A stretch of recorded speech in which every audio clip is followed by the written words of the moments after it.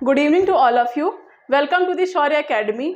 आई hope आप सब ठीक होंगे और अच्छे से अपनी स्टडी को कंटिन्यू कर रहे होंगे। ओके आप सभी जानते हैं कि प्रीलिम्स में अब बहुत ज़्यादा टाइम नहीं बचा है और डेट काफ़ी ज़्यादा नज़दीक आ गया है। तो अब वो टाइम नहीं है कि अब कोई चीज़ की आप बेसिक से स्टार्टिंग करें, बेसिक से उसकी शुरुआत करें।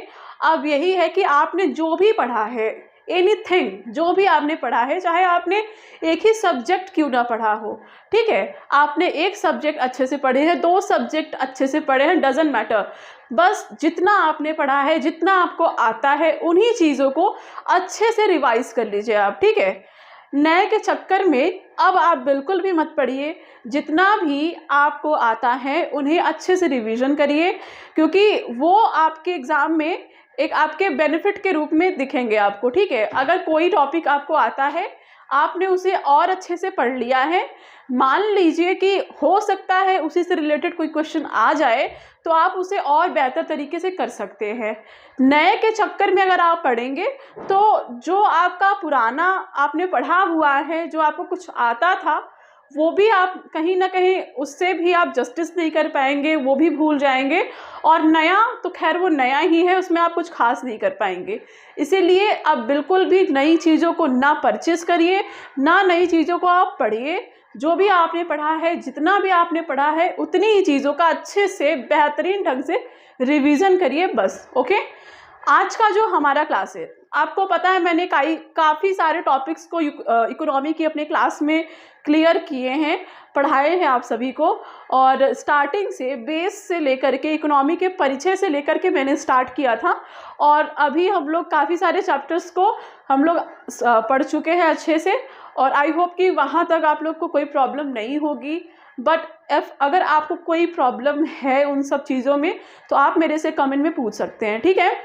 और अगर कोई चैप्टर हो, जैसे कि होता है ना, बहुत लोग बोलते हैं कि कोई जो इम्पॉर्टेंट चैप्टर्स होते हैं, जैसे कि मुद्रा बैंकिंग का चैप्टर हो गया, वहीं से स्टार्ट करना चाहिए। लेकिन होता क्या है कि जिनको आते हैं उनके लिए तो अच्छा है, लेकिन जिन्हें नहीं आते हैं उन्हें समझ में नहीं आएगा, ठीक है। जिनको इकोनॉमी ही नहीं पता कि अर्थव्यवस्था की परिभाषा क्या है, अर्थव्यवस्था और अर्थशास्त्र में अंतर क्या है, जिन्हें इतना बेसिक चीज़ ही नहीं पता, राष्ट्रीय आय क्या है, जीडीपी जीएनपी क्या है, यही नहीं पता है, वो मुद्रा बैंकिंग को क्या पढ़ लेंगे, ठीक है।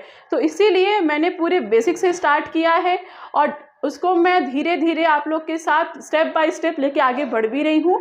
इसी के क्रम में जैसा कि आप स्क्रीन पे देख सकते होंगे, आप लोगों ने बेरोजगारी का क्लास देखा, ठीक है, बेरोजगारी का सेक्शन आप लोगों ने पढ़ा। अब यहाँ पर देखिए, जैसा कि आप लोग देख सकते होंगे, अब हम लोग जो पढ़ने वाले हैं, पॉवर्टी के बारे में पढ़ने वाले हैं। ओके, यानी कि गरीबी के बारे में पढ़ने वाले हैं। पॉवर्टी या गरीबी या निर्धनता, कुछ भी कहिए आप, ठीक है। पॉवर्टी या गरीबी या फिर आप निर्धनता, कुछ भी कहिए, तीनों एक ही हैं, तीनों का एक ही मतलब निकलता है, ठीक है। कोई अलग नहीं है, कोई डिफरेंस नहीं है तीनों में, तीनों का एक ही मतलब है। इस टॉपिक के ऊपर आज का हमारा पूरा का पूरा सेक्शन रहेगा, पूरा सेगमेंट क्लास का रहेगा, ठीक है। अच्छे से जानेंगे निर्धनता क्या होती है, कितने इसके टाइप्स होते हैं, और उसके साथ साथ गवर्नमेंट ने इसको लेकर के कितनी स्कीम्स, कितनी प्लानिंग्स की हैं, कितनी समितियां इससे रिलेटेड है। तो इन सारी चीज़ों के ऊपर हम इस पूरे क्लास में डिस्कस करेंगे, ओके। और उसके बाद इससे आए हुए जितने भी MCQs होंगे अब तक के, उनको मैं आप लोग के साथ, जैसे मैं ऑलवेज डिस्कस करती हूँ, उनको मैं आप लोग के साथ डिस्कस करूँगी, ठीक है। तो देखिए, निर्धनता का मतलब क्या होता है, कैसे आप कहेंगे कि कोई इंसान गरीब है और कोई इंसान अमीर है। देखिए, बेसिक चीज़, अगर बेसिक सी डेफिनेशन को अगर हम समझें, एक बहुत ही सिंपल सा परिभाषा अगर हम लोग देखें, तो देखिए, जब कोई व्यक्ति अपनी मूलभूत ज़रूरतों को भी पूरा ना कर पा रहा हो, उसे 2 टाइम के खाने भी ना मिल रहे हो, बहुत मुश्किल से वो अपनी जीविका को चला पा रहा हो, उसकी जितनी भी बेसिक ज़रूरतें हैं वो पूरी ना हो पा रही हो, तो हम कहते हैं कि वो पर्टिकुलर जो पर्सन है वो गरीब है। ये एक साधारण सी बात होती है, और यही सब बातें भी यहाँ पर मानी गई हैं कि अगर कोई व्यक्ति अपनी मूलभूत आवश्यकताओं को पूरा नहीं कर पाता है, तो वह व्यक्ति है गरीब, ठीक है। वह व्यक्ति क्या है, निर्धन है, वो पॉवर्टी या गरीब, पॉवर्टी नहीं वो पुअर है, सॉरी, पॉवर्टी मीन्स गरीबी होता है, पुअर मीन्स गरीब, यानी कि वह व्यक्ति गरीब है, ठीक है, हम कह सकते हैं उसको। क्यों? क्योंकि वो अपनी छोटी मोटी ज़रूरतों को भी फुलफिल नहीं कर पा रहा है, ठीक है। यहाँ पर हम देखते हैं इसकी एक अच्छे से डेफिनेशन को, तो देखिए, गरीबी निर्धनता से अभिप्राय है जीवन के लिए न्यूनतम उपभोग की आवश्यकताओं को प्राप्त करने की योग्यता, ठीक है। यहाँ पर यह है कि अगर कोई व्यक्ति, जैसा मैंने कहा, कि अपनी न्यूनतम ज़रूरतों को भी पूरा ना कर पा रहा हो। देखिए, हर किसी के अपने एक्सपेंस होते हैं, किसी के ज़्यादा होते हैं, किसी के कम होते हैं। जैसे जिनकी इनकम होती है वैसे ही उनका एक्सपेंडिचर होता है, ठीक है। अगर आपका 10,000 रुपये इनकम है तो आप 10,000 के अकॉर्डिंग आपका एक्सपेंडिचर रहेगा, आपका खर्च रहेगा, व्यय रहेगा। और अगर आप 1 लाख रुपए कमाते हैं, 2 लाख रुपए मंथली कमाते हैं, तो आपके इनकम के अकॉर्डिंग आपका एक्सपेंडिचर रहेगा, आपके पूरे के पूरे खर्चे होंगे, ठीक है। ये तो डिपेंड करता है कि किसका इनकम कैसा है। जैसी आय होगा वैसा ही आपका व्यय भी होगा, जैसे आएगा वैसे जाएगा। लोग कम में भी जीवन अपना बिता लेते हैं, कुछ लोग ज़्यादा में भी नहीं कर पाते। जैसे क्या होता है, एक पर्सन है, ठीक है, वो 10,000 रुपये महीना कमाते हैं, उसमें भी वो अपने घर का भी खर्चा चलाते हैं, बच्चों को भी पढ़ा लेते हैं। वहीं लाख रुपया महीना कमाने वाला परेशान रहता है कि घर का खर्चा कैसे चलाएं। क्यों? क्योंकि उसकी ज़रूरतें भी उस 1 लाख रुपये के अकॉर्डिंग होती हैं, ठीक है। 1 लाख रुपए कमाने वाला अगर रहेगा तो उसकी ज़रूरतें 1 लाख रुपए के अकॉर्डिंग रहेंगी। उसे एसी भी चाहिए, फ्रिज भी चाहिए, कूलर भी चाहिए, सारी चीज़ें चाहिए। लेकिन जो 10,000 रुपये वाला है वो बिना पंखे के भी रह लेगा, उन्हें ये चीज़ें नहीं चाहिए। तो वो 10,000 के रुपए से ढले हुए हैं उसके अकॉर्डिंग, ये 1 लाख रुपए के अकॉर्डिंग ढले हुए हैं। तो इनका उतने में फुलफिल नहीं हो पाता, इनका उतने में फुलफिल नहीं हो पाता। तो डिपेंड करता है कि आपकी इनकम कैसी है, आपकी आय क्या है, और उसके अकॉर्डिंग आपका व्यय होता है।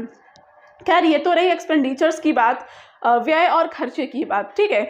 यहाँ पर सरकार ये चीज़ें नहीं देखती हैं, इसके हिसाब से गरीबी निर्धारित नहीं होती है कि 1 लाख रुपए कमाने वाला अगर अपने बिल्स नहीं पे कर पा रहा है तो इसका मतलब वो गरीब है। ऐसा नहीं है। आप 1 लाख रुपए महीना कमा रहे हैं मतलब आप अच्छे खासे ठीक ठाक पैसे वाले हैं, ठीक है।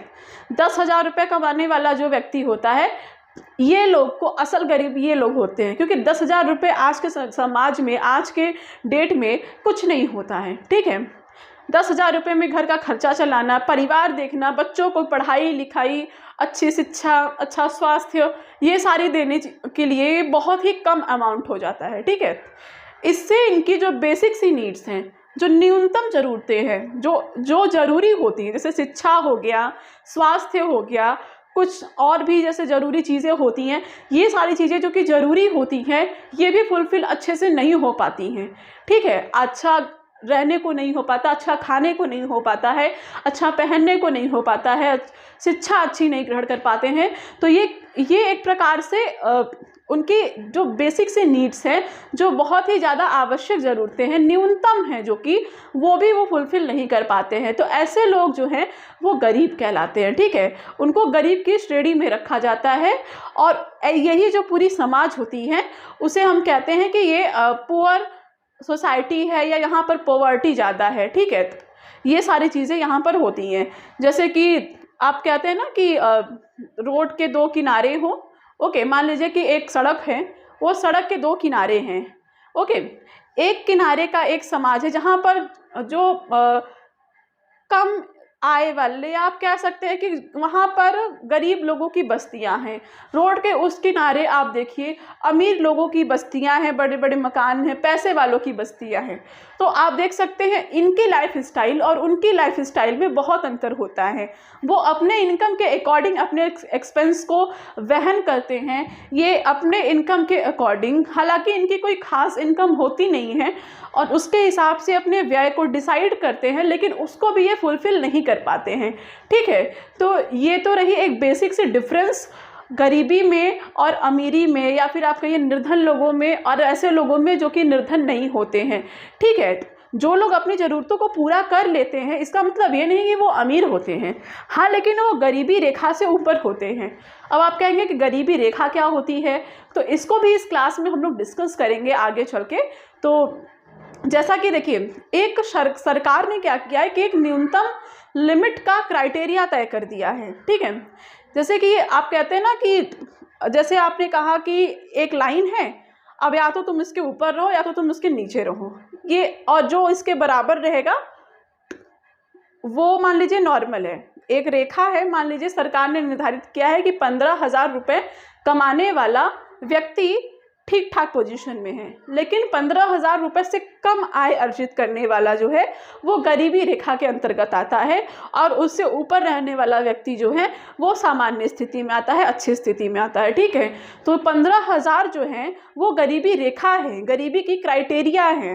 15,000 से नीचे यानी बिलो पॉवर्टी लाइन, ओके, और 15,000 से ऊपर यानी कि अबव पॉवर्टी लाइन। 15,000 से ऊपर above poverty line, above poverty line, जैसे यहाँ पर देखिए, अगर मान लीजिए सरकार ने 15,000 रुपये पर मंथ ये तय की है गरीबी रेखा की अमाउंट, ठीक है, ओके, 15,000 रुपये सरकार ने तय की है गरीबी रेखा की अमाउंट, तो इससे नीचे या तो इससे ऊपर लोग रहेंगे, यहाँ पर रहने वाले और इससे ऊपर रहने वाले सामान्य कैटेगरी में आएंगे, जिनको हम लोग बोलते हैं अबव पॉवर्टी लाइन, और इसके नीचे वालों को हम लोग बोलते हैं बिलो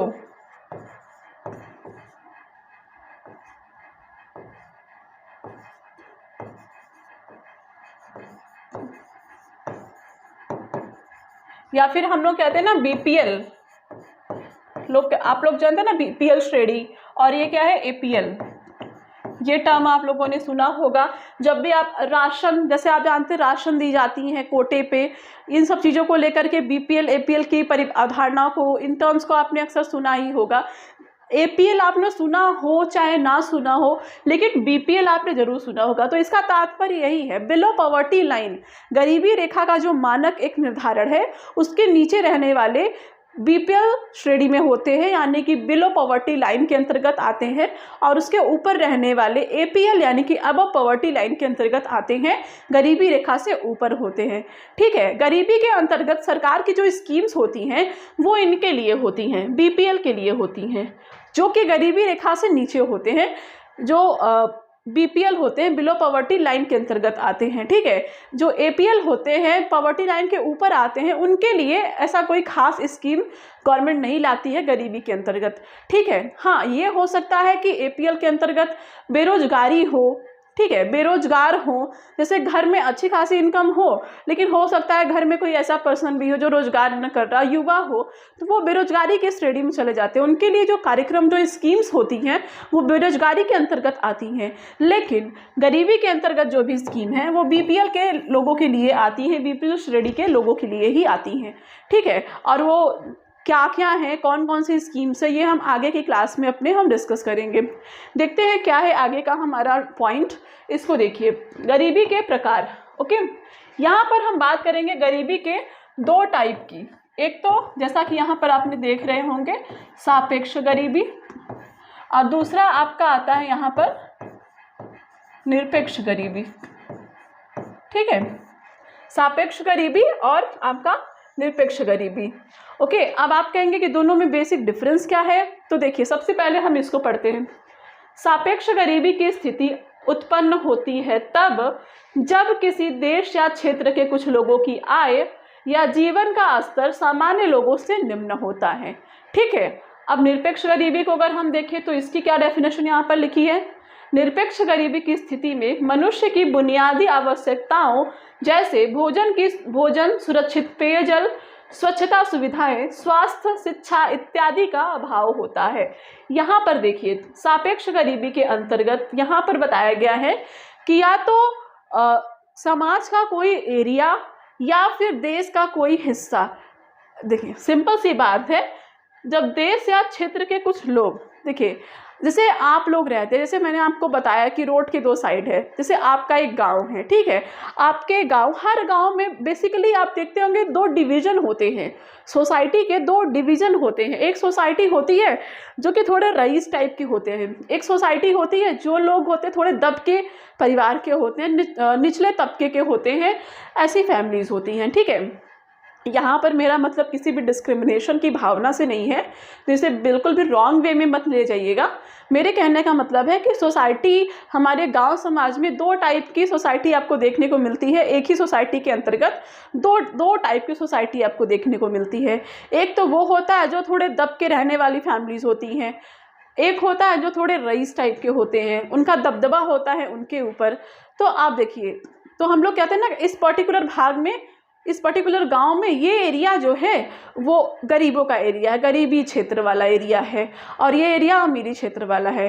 जैसे देश में आप एक गांव में देखते हैं कि एक क्षेत्र, एक एरिया होता है जहां पर थोड़े गरीब लोग होते हैं, ठीक है, और वैसे ही आप अपने देश के अंतर्गत देखें तो देश में कई भाग, जैसे हम लोग कहते हैं बिहार में सबसे ज़्यादा गरीबी है, पश्चिम बंगाल में गरीबी है, उत्तर प्रदेश में गरीबी है। अब पूरे उत्तर प्रदेश में गरीबी नहीं है, हाँ, लेकिन उत्तर प्रदेश के बहुत सारे भाग में गरीबी है, बिहार के बहुत सारे भाग में गरीबी है, पश्चिम बंगाल के बहुत सारे भाग में गरीबी है, ठीक है। उसी प्रकार से हम लोग देखते हैं कि हर एक स्टेट में कहीं ना कहीं, किसी न किसी जगह पर, किसी न किसी क्षेत्र में गरीबी विद्यमान है, ठीक है। तो यहाँ पर यह कहा जाता है कि सापेक्ष गरीबी की स्थिति तब उत्पन्न होती है जब किसी देश या क्षेत्र के कुछ लोग का आय का जीवन स्तर सामान्य लोगों से निम्न होता है। यहाँ पर यह होता है कि देश के कुछ भाग, जैसे आप देश के स्तर पर देखिए तो यूपी, बिहार, पश्चिम बंगाल, इन सब राज्यों को देखिए, और जो संपन्न राज्य हैं उनको देखिए, जैसे महाराष्ट्र, गुजरात, ये सारे स्टेट हैं, आप इनको देखिए। यहाँ के लोगों का जो लाइफ स्टाइल है, वहाँ के लोगों के लाइफ स्टाइल से अंतर होता है। आप समाज में देखिए, आप अपने गांव में देखिए, जो लोग थोड़े रईस फैमिली के होते हैं उनका लाइफ स्टाइल, जो निम्न तबके के लोग होते हैं उनके लाइफ स्टाइल में काफ़ी अंतर, काफ़ी डिफरेंसेस आप लोग देखते हैं, ठीक है। बहुत ही ज़्यादा अंतर होता है उनके जीवन प्रणाली में, उनके दैनिक जीवन प्रणाली के अंतर्गत और इनके जीवन प्रणाली के अंतर्गत, ठीक है। तो ये जो स्थिति है गरीबी की, इसे हम लोग कहते हैं सापेक्ष गरीबी की स्थिति। यहाँ पर इनकम की बात की जाती है, ठीक है, आय के आधार पर। जैसा कि मैंने आप लोग से कहा कि जिसकी जैसी इनकम वैसे उसका एक्सपेंडिचर। तो यहाँ पर यही कहा जाता है कि देश के अंतर्गत भी, जैसे अगर हम राज्यों का ही उदाहरण लेते हैं तो बिहार की और उत्तर प्रदेश की इनकम उतनी नहीं है जितनी कि महाराष्ट्र की है, ठीक है। अगर आप महाराष्ट्र के बारे में कहा जाता है कि अगर महाराष्ट्र अपने आप में एक देश होता तो काफ़ी अच्छी खासी टॉप 10 के जीडीपी के अंतर्गत वो आ जाता वर्ल्ड के, ठीक है, विश्व के टॉप 10 जीडीपी के अंतर्गत वो आता। महाराष्ट्र एक इतना सशक्त राज्य है इनकम के मामले में, ठीक है। हमारे इंडियन इकोनॉमी में भी महाराष्ट्र स्टेट का बहुत ही बड़ा योगदान होता है, ठीक है। तो यहाँ पे यही कहा जाता है कि जैसे जिसकी इनकम वैसे उसका एक्सपेंडिचर। महाराष्ट्र की इनकम बिहार के इनकम के अकॉर्डिंग आप देखेंगे तो बहुत ही ज़्यादा है, यूपी के अकॉर्डिंग देखिए तब भी बहुत ज़्यादा है। तो यूपी स्टेट की जैसे इनकम है वैसे उसके स्टेट में उनकी सारी स्कीम्स की, सारे वेलफेयर प्रोग्राम्स के इम्प्लीमेंटेशन है, ठीक है। महाराष्ट्र जैसा है वैसे वहाँ का इम्प्लीमेंटेशन है, वैसे वहाँ के लोगों का लाइफ स्टाइल है।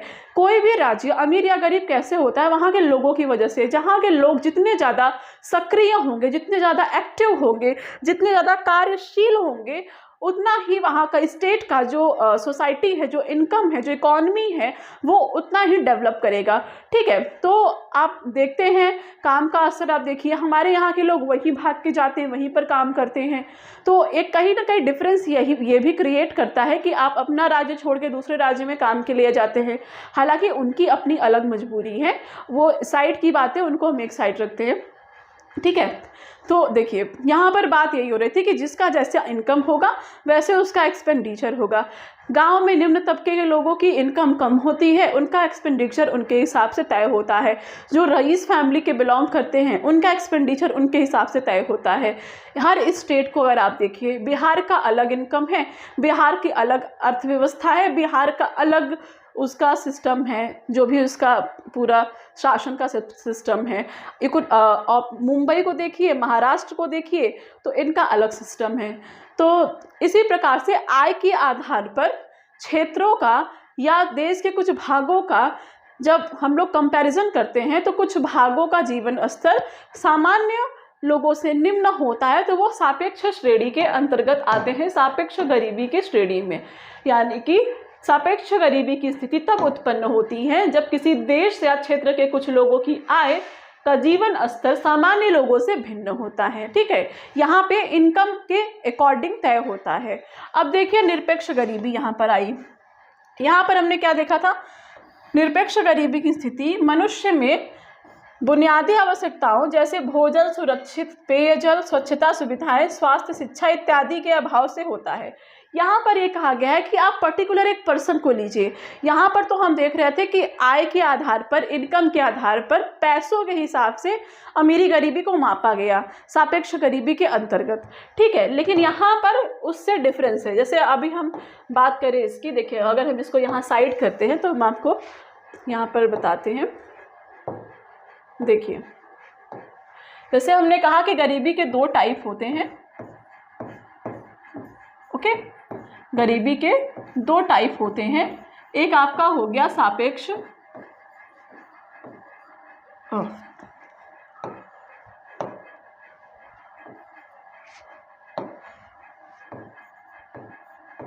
ठीक है, और दूसरा आपका हो गया निरपेक्ष।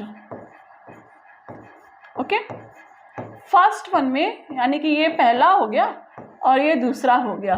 तो जो पहला प्रकार है गरीबी का, इसमें हमने कहा आपसे कि यहाँ पर हम देखते हैं कि इनकम के आधार पर, आय के आधार पर हम लोग कहते हैं कि कोई भी क्षेत्र, कोई भी एरिया गरीब है क्या रिच है।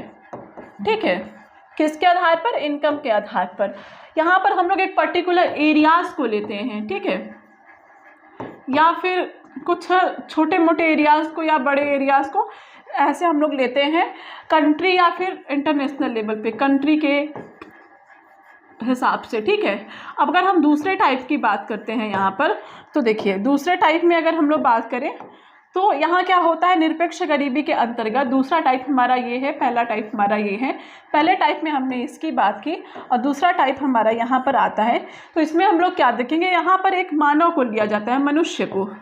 ठीक है, एक मनुष्य को लीजिए। अब उसके जीवन के अंतर्गत बेसिक आवश्यकताओं को आप देखिए।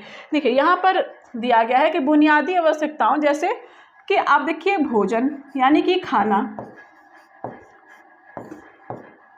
ओके, पेयजल, ओके, शिक्षा,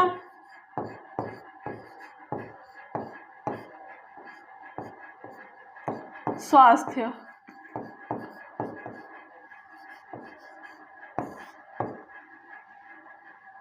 स्वच्छता।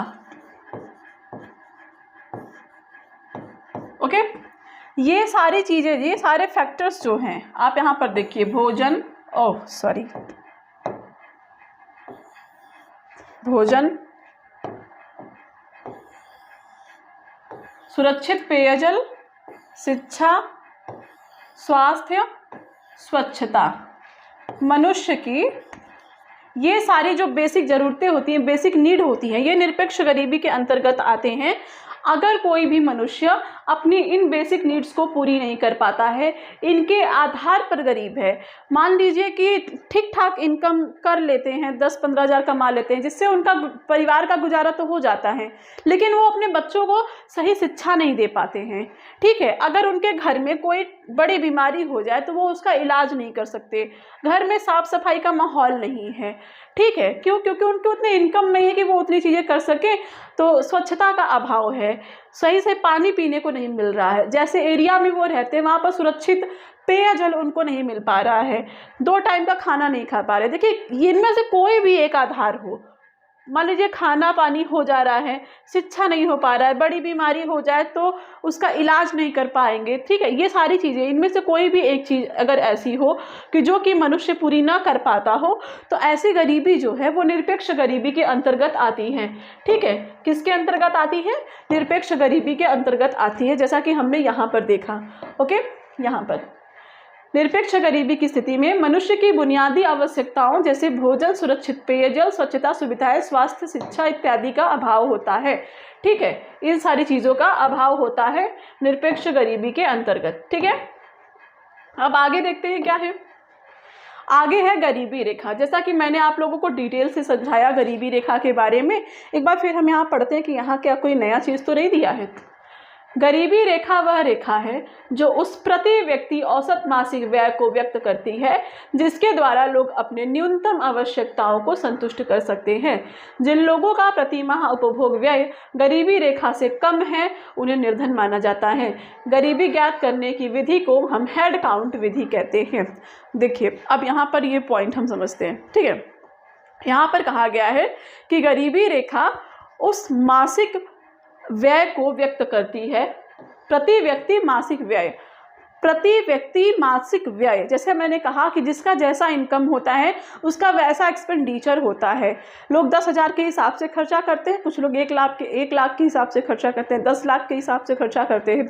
ठीक है तो वो उनके एक्सपेंडिचर के अकॉर्डिंग, उनका इनकम के अकॉर्डिंग उनका पूरा एक्सपेंडिचर रहता है। तो ठीक है, यहाँ पर कहा गया है कि उस प्रति व्यक्ति औसत मासिक व्यय, ठीक है, यानी कि कम से कम इतनी न्यूनतम खर्च हो आपके कि आपके जितनी भी बेसिक नीड हैं वो फुलफिल हो जाए। यहाँ पर उसकी बात की जाती है कि हर एक इंसान, पर्टिकुलरली देखा जाए तो सोसाइटी में ऑल ओवर सभी के लिए एक निश्चित राशि ऐसी है कि जिसके होने पे आपकी बेसिकली सारी जो डिमांड्स है वो शायद मंथली फुलफिल हो जाए, उनके अराउंड कम से कम हो जाए, उतनी कम से कम होनी चाहिए। और अगर उतनी नहीं है कि आप अपनी न्यूनतम यानी मिनिमम अपनी नीड्स को भी फुलफिल कर पाए, तो मतलब आप जो हैं वो गरीबी रेखा के नीचे हैं। ठीक है, तो यहाँ पर यही कहा गया है कि गरीबी रेखा वह रेखा है जो उस प्रति व्यक्ति औसत मासिक आय व्यय को व्यक्त करती है जो लोग अपने न्यूनतम आवश्यकताओं को संतुष्ट नहीं कर पाते हैं। जैसा कि मैंने आप लोग को एग्जांपल दिया था कि अगर 15,000 रुपये की लिमिट लाइन गवर्नमेंट तय करती है तो इसके नीचे रहने वाले BPL हैं यानी कि बिलो पॉवर्टी लाइन, और इसके ऊपर रहने वाले APL यानी कि अबव पॉवर्टी लाइन। ठीक है, तो ये मैंने आप लोग को डिस्कस किया था अच्छे से, तो ये यहाँ पर बताने की ज़रूरत नहीं है। अब आप देखिए यहाँ पर यही है कि जिन लोगों का प्रति माह उपभोग व्यय गरीबी रेखा से कम है उन्हें निर्धन माना जाता है। अगर आप इसके नीचे आते हैं, अगर आपका 15,000 है तो भी सही है, 15,000 से कम है तब आप गरीबी रेखा के नीचे यानी BPL भी माने जाएंगे, यानी कि आप गरीब माने जाएंगे, निर्धन माने जाएंगे। और ये जो विधि है, ये विधि जो मैंने यहाँ पर आप लोगों को डिस्कस की है, यहाँ पे इस विधि को कहा जाता है head count method. Head count method, head count method. ठीक है, हेड काउंट मेथड या हेड काउंट विधि। आप इस टर्म को ध्यान में रखिएगा, हेड काउंट टर्म। मान लीजिए कि क्वेश्चंस बन जाए कि हेड काउंट विधि संबंधित है, क्वेश्चन दिया है कि हेड काउंट विधि, जैसे यहाँ पर मान लीजिए एक क्वेश्चन इस तरीके से आ जाता है। ओके, मैं यहाँ पर क्वेश्चन लिखती हूँ। क्वेश्चन दिया है कि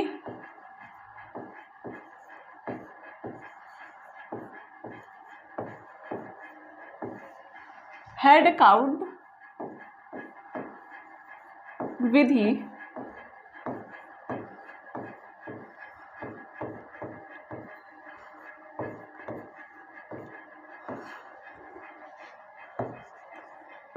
संबंधित है। ऑप्शन आपको दे दिया जाए, ऑप्शन A बेरोजगारी,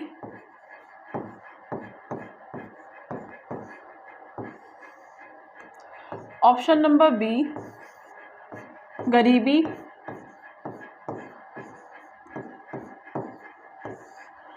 ऑप्शन नंबर C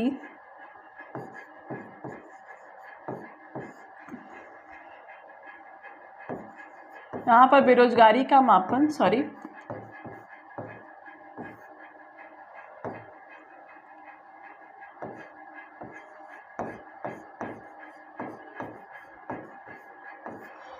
और वैसे ऑप्शन नंबर डी आपको दे दिया जाए कि मान लीजिए जीडीपी से संबंधित कोई टर्म, या फिर डी ऑप्शन आपको दे दिया जाए खाद्य सुरक्षा से संबंधित।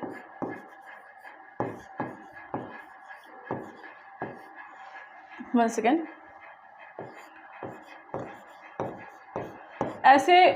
ऐसे क्वेश्चन मान लीजिए आ जाए, बहुत ही बेसिक सा प्रश्न है, कोई बहुत ज़्यादा रॉकेट साइंस नहीं है, हो सकता है ऐसे कुछ भी आ सकता है। अगर वो आपके सिलेबस में है तो कोई भी क्वेश्चन पूछा जा सकता है। यहाँ पर मैं बस आपको एक एग्जांपल दे रही हूँ। मान लीजिए कि ऐसा क्वेश्चन बन जाए कि हेड काउंट टर्म जो है, विधि जो है वो संबंधित है बेरोजगारी के मापन से, गरीबी के मापन से, जीडीपी के टर्म में संबंधित है, या खाद्य सुरक्षा के किसी टर्म से संबंधित है। ये आपके पास ऑप्शन दिया हुआ है। ओके, तो अब आपको, अगर आप पढ़े हुए हैं, ध्यान में है आपको, तो आप तो तुरंत जान जाएंगे अरे यार ये तो गरीबी रेखा को मापता है, वही बीपीएल एपीएल वाला है ये। ठीक है, क्या है ये? बीपीएल एपीएल वाला है, गरीबी रेखा को मानता है। ठीक है, उसकी मापन करता है। जैसे यहाँ पर आप लोग देख रहे होंगे, यहाँ पर ये लिखा हुआ है, देखिए यहाँ पर क्या है कि गरीबी रेखा व औसत रेखा, गरीबी रेखा वह रेखा है जो उस प्रति व्यक्ति औसत मासिक व्यय को, एक्सपेंडिचर को व्यक्त करती है जिसके द्वारा लोग अपनी न्यूनतम आवश्यकताओं को संतुष्ट कर सकते हैं। गरीबी ज्ञात करने की इस विधि को हम हेड काउंट मेथड या हेड काउंट विधि कहते हैं। ठीक है, जब आप ऐसा कोई क्वेश्चन मान लीजिए देखते हैं, जो भी ऑप्शन हो, एनी वन ऑप्शन, कोई भी ऑप्शन हो, मैं नहीं ये कह रही हूँ कि ये 4 ऑप्शन ही रहेंगे, ये रहेगा क्योंकि ये राइट आंसर है, ये रहेगा, बाकी ये चारों रहे, ये रहे ना रहे, कोई फर्क नहीं पड़ता, लेकिन ये रहेगा अगर ये क्वेश्चन आएगा तो। आप ध्यान रखिएगा, अगर इसका टर्म को लेकर के, इकोनॉमी में आप जानते हैं टर्मोलॉजी से रिलेटेड क्वेश्चंस पूछते हैं। ठीक है, मान लीजिए कि ये टर्म आ जाता है एग्जाम में कि हेड काउंट मेथड जो टर्म है, जो विधि है, वो संबंधित है, चाहे ये 3 ऑप्शन भले चेंज हो जाए, ये ऑप्शन आपका कभी चेंज नहीं होगा, क्योंकि राइट आंसर आपका यही है। गरीबी रेखा के मापन में हम लोग इसका यूज़ करते हैं, इस टर्म का, इस विधि का, इस मेथड का। ठीक है, तो आप इसको इस तरीके से ध्यान में रखिएगा। आगे बढ़ते हैं अपनी क्लास में, आगे देखते हैं क्या है। देखिए यहाँ पर गरीबी रेखा मापने की कुछ और चीज़ों को दिया गया है।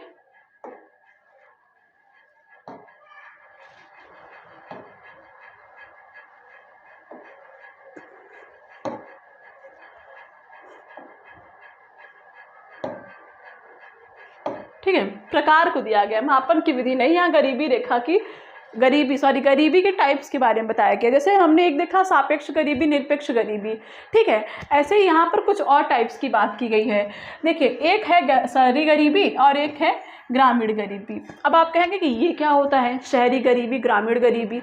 देखिए, होता क्या है कि गाँवों में गरीबी का जो स्तर है वो अलग प्रकार का होता है, शहरों में गरीबी का स्तर अलग प्रकार का होता है। ठीक है, कैसे ये अलग होता है, कैसे इनको डिफाइन करते हैं, हम इसको यहाँ पर देखते हैं। ठीक है, अब हम सबसे पहले बात करेंगे ग्रामीण गरीबी के ऊपर। ओके, ग्रामीण क्षेत्रों में रोजगार एवं स्वरोजगार के अभाव के कारण लोगों के पास आजीविका एवं आय के अर्जन के स्रोत सीमित होते हैं। यहाँ पर एक रीज़न बताया गया है। ठीक है, रीज़न बताया गया है कि ग्रामीण जो क्षेत्र होते हैं, जो एरिया होते हैं, वहाँ पर रोजगार सृजन का अवसर बहुत ही कम होता है, इन चीज़ों का अभाव होता है। खुद से भी अगर आदमी करना चाहे तो बहुत अच्छा, बहुत बड़ा कोई चीज़ नहीं कर सकता है। इसके वजह से क्या होता है कि वहाँ पर आजीविका या आय के अर्जन के जो सोर्सेज होते हैं वो बहुत ज़्यादा लिमिटेड होते हैं, सीमित होते हैं। तो वो लोग क्या करते हैं देखिए आगे देखिए, कृषि क्षेत्र में भी व्यापक पैमाने पर प्रचंड बेरोजगारी पाई जाती है। बेरोजगारी की क्लास में आप लोगों ने देखा था कि मैंने आप लोगों से डिस्कस किया कि प्रचंड बेरोजगारी क्या होती है। अगर आपने नहीं देखा है तो मैं आपको यहाँ पर बता देती हूँ। जैसे कि खेती है, ठीक है, कृषि क्षेत्र में ही प्रचंड बेरोजगारी पाई जाती है। देखिए क्या होता है कि अगर आपके यहाँ पर एक लैंड है, एक भूमि है खेती की, ठीक है, वो ज़मीन इतनी है कि 4 लोग मिलके उसकी खेती आराम से कर सकते हैं। ओके, लेकिन आपके घर में सदस्य हैं 8, तो पूरे के पूरे सदस्य उस खेती में लगे हुए हैं। चूँकि ज़रूरत 4 लोगों की है, लेकिन 8 के 8 उसी में लगे पड़े हैं। ठीक है, यहाँ पर क्या होता है कि अगर उनमें से 4 को हटा भी लिया जाए तो वो खेती जो है उस पर कोई प्रभाव नहीं पड़ेगा, क्योंकि उसे ज़रूरत ही 4 लोगों की है। ठीक है, तो यही होता है यहाँ पर प्रचंड बेरोजगारी का मतलब। कि देख के तो लगता है कि सब लोग रोजगार में लगे हुए हैं, लेकिन असल में उनमें से जो 4 हैं वो निकम्मे हैं, बेरोजगार हैं। उन्हें वहाँ से हटा भी लिया जाए तो भी कोई फर्क नहीं पड़ेगा।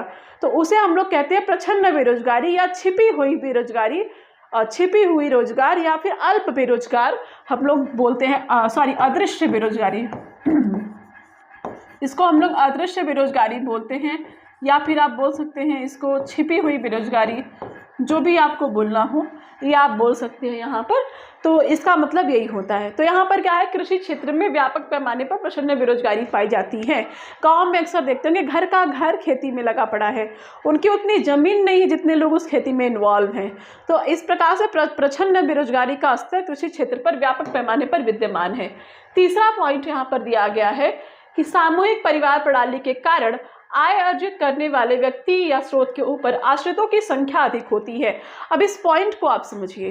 देखिए यहाँ पर क्या है कि आय का अर्जन जो है वो अगर आप देखते हैं, मान लीजिए कि आपके फैमिली में 8 मेंबर हैं, ठीक है, और आपके घर में एक बंदा अच्छा खासा कमा लेता है, ठीक है, ठीक ठाक कमा लेता है, लेकिन अब चूंकि अकेला वही कमाता है और कोई भी नहीं, तो बाकी जो 7 हैं वो उसी के ऊपर डिपेंडेंट हैं, आश्रित हैं पूरी तरीके से। अब आप बताइए, एक आदमी कितना भी अच्छा ठीक ठाक कमा ले, लेकिन अगर बाकी पूरी फैमिली उसके ऊपर ही डिपेंडेंट हो जाए तो क्या फ़र्क पड़ेगा उससे? कोई नहीं, उसकी कमाई ना के बराबर ही मानी जाएगी। तो यही रीज़न होता है कि सामूहिक परिवार की प्रणाली एक तो होती है ग्रामीण क्षेत्र में, यहाँ हम ग्रामीण क्षेत्र की बात कर रहे हैं।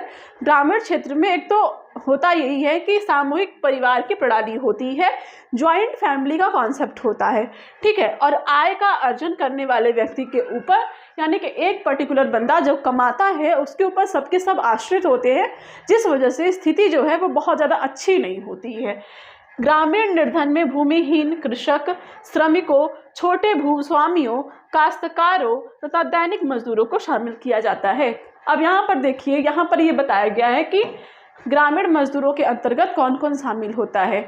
एक तो छोटे मोटे जो श्रमिक हो गए, मजदूर हो गए, ठीक है, वो छोटे छोटे भूस्वामी जिनके पास थोड़ी बहुत खेती का सामान है, खेती के लिए खेत है, और काश्तकार भी मैंने आप लोग को बताया था। जल्दी से कमेंट करके बताइए कि काश्तकारी का मतलब क्या होता है, ठीक है, जल्दी से कमेंट करके बताइए। दैनिक मजदूरों को शामिल किया जाता है। दिहाड़ी मजदूर, दैनिक मजदूर का मतलब दिहाड़ी मजदूर जो कि दिहाड़ी पर काम करते हैं, इन लोगों को इसमें शामिल किया जाता है, ठीक है। तो ये सारे लोग शामिल होते हैं ग्रामीण बेरोजगारी के गरीबी के अंतर्गत। ऐसे लोग जो होते हैं, इनकी जो फैमिली होती है वो ग्रामीण गरीबी के अंतर्गत आती है। जो छोटे मोटे या तो भूमिहीन हो, जिनके पास कोई भूमि न हो, या फिर कृषि श्रमिक, खेतों में काम करने वाले मजदूर, या फिर छोटे भूस्वामी जिनके पास छोटी मोटी ज़मीनें हैं, काश्तकार जो है वो, और दैनिक मजदूर यानी जो दिहाड़ी पर काम करते हैं, जो काम मिला एक दिन किया, पैसे पाए, फिर 4 दिन, जब 2 दिन 3 दिन जो भी उनको चलाना होगा चलाया, नहीं तो उसी दिन ख़त्म कर दिया, जो भी करना है, मतलब दिहाड़ी, अपने मन के मालिक है, मिला तो किया, ना मिला तो कोई बात नहीं। तो ये सारी कॉन्सेप्ट जो है वो गरीबी बेरोजगारी के अंतर्गत आती है, ग्रामीण गरीबी के अंतर्गत आते हैं, ओके, ग्रामीण गरीबी के अंतर्गत आते हैं। नेक्स्ट हमारा पॉइंट आता है शहरी गरीबी का, ठीक है। शहरी गरीबी को अगर हम देखिए ग्रामीण क्षेत्र में बेरोजगार एवं निर्धन व्यक्तियों का प्रवसन शहरी क्षेत्रों में होता है। अब जैसा कि मैंने आप लोगों से बताया कि गाँव में काफ़ी चीज़ों का रोजगार को सृजित करने का जो अवसर है वो बहुत ही ज़्यादा सीमित है, रिसोर्सेज बहुत ज़्यादा लिमिटेड हैं, ठीक है। कृषि में भी बहुत ज़्यादा कुछ अच्छा रिस्पांस नहीं है रोजगार को लेकर के। ऐसी चीज़ों की वजह से क्या होता है कि गांव के लोग जो कि बेरोजगार हैं, बेरोजगार इन द सेंस कि थोड़े बहुत पढ़े लिखे हैं, उन्हें गांव में नहीं रहना है, उन्हें बाहर जाके काम करना है। एक तो वो हो गए, एक तो जो गांव में जो निर्धन लोग होते हैं, ठीक है, इन लोगों का क्या होता है कि ये शहरी क्षेत्र की ओर पलायन करते हैं, प्रवसन करते हैं, वहाँ पर जाके काम करने का प्रयास करते हैं, काम खोजते हैं, रहते हैं। ये लोग का काफ़ी ज़्यादा काफिला इकट्ठा हो जाता है शहरों में, बड़े शहरों में। जैसे आप मुंबई जैसे शहरों का एग्जाम्पल ले लीजिए, गुजरात जैसे शहरों का, सूरत और मुंबई का एग्जाम्पल ले लीजिए, ठीक है, इन चीज़ों का। किंतु शहरी क्षेत्रों में औद्योगिक क्षेत्र एवं सेवा क्षेत्र रोजगार सीमित के अवसर कम होते हैं। यहाँ पर ये कहा जा रहा है कि जिस संख्या में लोग शहरों में पलायन कर रहे हैं गाँव से, उतने इंडस्ट्रीज में काम नहीं है।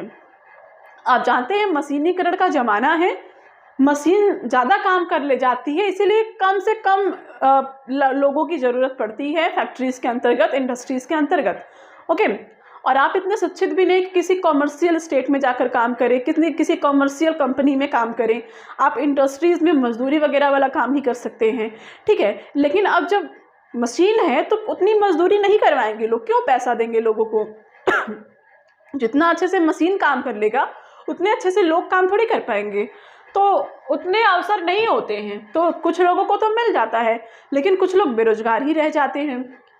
शहरी निर्धनों में ग्रामीण क्षेत्र से शहरी क्षेत्र की ओर पलायन करने वाले लोगों, कारखानों के अनियमित श्रमिकों, स्वनियोजित फेरी वालों को शामिल किया जाता है, ठीक है। देखिए, कुछ लोग तो ऐसे होते हैं जो कि वहाँ पर रह के अपना वहीं पे ऐसे ही रह जाते हैं सड़क किनारे, जैसे कहते हैं ना, आप झोपड़पट्टियों में रहते हैं। वो बस्ती नाम कुछ पर्टिकुलर नेम है जो मुझे ध्यान नहीं आ रहा है, तो झुग्गी, हाँ, झुग्गियों में रह लेते हैं, ठीक है। और ऐसे में क्या होता है कि अनियमित मजदूरों की यहाँ पर बात की गई है, अनियमित श्रमिकों की बात की गई है, जिनका कोई फिक्स पैमाना नहीं है कि वो काम करेंगे कि नहीं करेंगे। हाँ ठीक है, आज मजदूर नहीं है तुम आगे कर लो, नहीं तो मजदूर उनके जो फिक्स्ड हैं वही काम करेंगे। अगर जो फिक्स्ड मजदूर हैं अगर वो नहीं है तो उनके जगह पर तुम लोगों ने काम कर लिया, ऐसा है। 1 सेकेंड।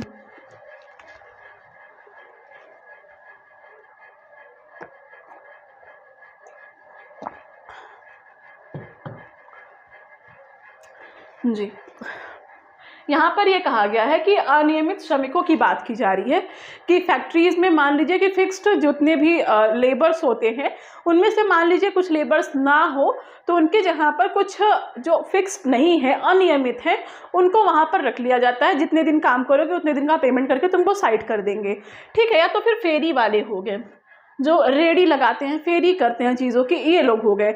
ये लोग जो शहरों में रहते हैं, झुग्गियों में रहते हैं, ऐसे लोग जो है वो शहरी गरीबी के अंतर्गत आते हैं।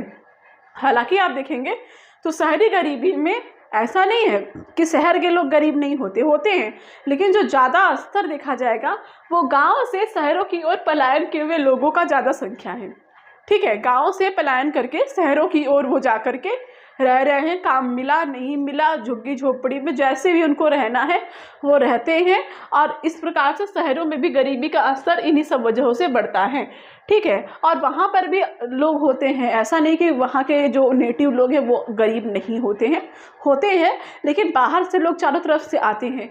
सिर्फ हमारे यूपी और बिहार से ही इतने लोग जाते हैं, ऑल ओवर इंडिया से लोग वहाँ काम करने आते हैं। तो ऐसे में क्या होता है कि हर किसी को तो नौकरी मिल नहीं पाएगी, तो इसी वजह से काफ़ी सारे लोग जो हैं वहाँ पर गरीब रह जाते हैं और शहरों में गरीबी की स्तर इसी प्रकार से बढ़ती है। अब यहाँ पर क्या कहा गया है, गरीबी या निर्धनता के कारण, गरीबी या निर्धनता के कारण, यहाँ पर स्लैश है, गरीबी या निर्धनता के कारण की बात यहाँ पर की जा रही है कि क्या रीज़न है निर्धनता के, क्या रीज़न है गरीबी के। ओके, तो यहाँ पर हम बात करते हैं। निर्धनता का सबसे प्रमुख कारण तेजी से बढ़ती हुई जनसंख्या है, जो जीडीपी में होने वाली वृद्धि को निष्प्रभावी कर देता है, ठीक है। यहाँ पर देखिए बहुत बड़ी बात है ये। हमने आपको जब राष्ट्रीय आय पढ़ाया था, नेशनल इनकम जब पढ़ाया था, तो वहाँ पे मैंने आप लोग से बताया था, काफ़ी गर्मी है अभी से ही, जब मैंने आप लोग को नेशनल इनकम पढ़ाया था तो मैंने आप लोगों से कहा था कि हमारी पर कैपिटा इनकम यानी प्रति व्यक्ति आय को हम कैसे ज्ञात करते हैं। मैं आप लोग को यहाँ पर बताती हूँ, ठीक है। देखिए, नेशनल इनकम की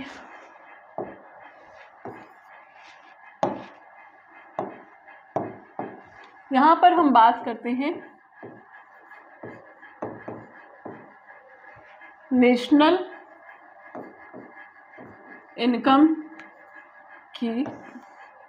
यहाँ पर तो हम लोग देखे थे जो हमारा लास्ट में एनएनपी जो आता है, नेट नेशनल प्रोडक्ट, वही हमारा नेशनल इनकम कहलाता है, ठीक है। इसके बाद हम लोग याद करते हैं क्या, per capita income, PCI, per capita income. Okay,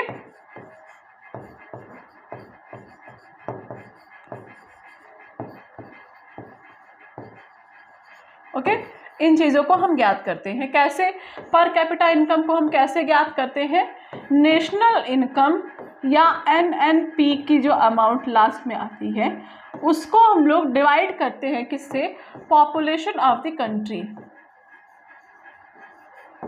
यानी कि भारत की जनसंख्या से भारत की राष्ट्रीय आय को भाग देने से जो राशि आती है वो हमारी पर कैपिटा इनकम या प्रति व्यक्ति आय आती है। ये मैंने आप लोग को अच्छे से पढ़ाया था जब हम आपसे राष्ट्रीय आय को डिस्कस कर रहे थे। तो ठीक है, जिन्होंने देखा है उन्हें पता होगा, जिन्होंने नहीं देखा है वो उस क्लास को ज़रूर देख लें।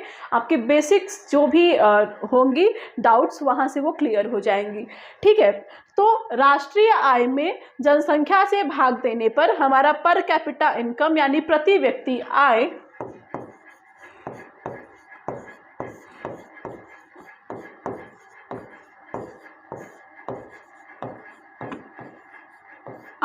हमें प्राप्त हो जाता है।